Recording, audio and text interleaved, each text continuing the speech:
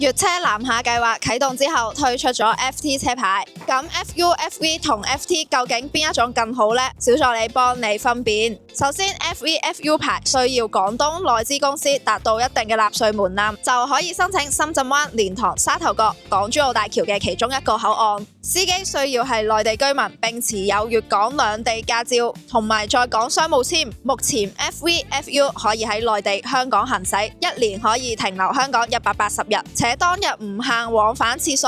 粵車南下 FT 牌中簽嘅人，可駕駛自己名下嘅粵牌車輛進入香港市區。司機需要係內地居民，擁有粵港兩地駕照同埋有效嘅通行證簽注。目前粵車南下只開放4座試點城市，且只可以經過港珠澳大橋出入境，喺市區內單次停留最多3日，每日限100輛。兩種牌照嘅特點都幫你列晒出嚟啦。comment 話俾我哋聽邊一種最方便啦〜